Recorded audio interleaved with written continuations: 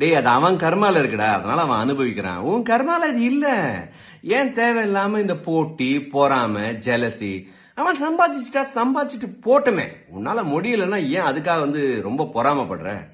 ஏன்னா அவன் கர்மால அவன் சம்பாதிக்கணும்னு இருக்கு. அவன் வேற வழியே கிடையாது, சம்பாதிச்சு அவன். உனக்கு தெரியுமா, அவன் எவ்வளவு சம்பாதிச்சாலும் பத்தாது, அவனுக்கு இன்னும் நிறைய ஒண்ணுன்னு அவன் கர்மா ஃபுல்லா அங்கதான் இருக்கு.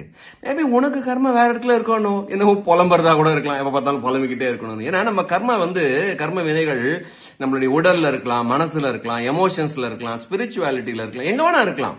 நம்மளுடைய கர்ம வினைகள் எங்க இருக்கோ அதை பொறுத்து தான் நம்மளுடைய வாழ்க்கையும் அமைஞ்சு ஓடிக்கிட்டே இருக்கும். அது உங்களுக்கு புரிஞ்சு அதுக்கு தகுந்த மாதிரி வாழ்க்கையை கரெக்டா நடத்திட்டு வந்தோம் அப்படின்னா, நம்மளை சுத்தி எந்த சூழ்நிலை வந்தாலும், எந்த நிகழ்ச்சிகள் நடந்தாலும் அது உங்களை பாதிக்காது. அது நம்ம கர்மாவை டிசால்வ் பண்ணிட்டு இருக்கோம் அப்படிங்கிற ஒரு அழகான ஞானத்தோட வாழும்போது ஆனந்தமா, ஆரோக்கியமா, நிம்மதியா வாழ முடியும்.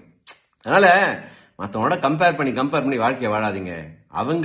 அவங்க கர்மவினை பிரகாரம் வாழ்க்கையை வாழ்ந்துட்டு இருக்காங்க. இது புரிஞ்சவனுக்கு வாழ்க்கை கரெக்டா போகும். புரியாதவனுக்கு ஏன் என்ன எதுவும் சண்டை போட்டிருப்பாங்க. அதுவும் அவங்க கர்மால இருக்கு, கழுத பண்ணிட்டு போட்டோம். என்ன சொல்றீங்க? சரியா?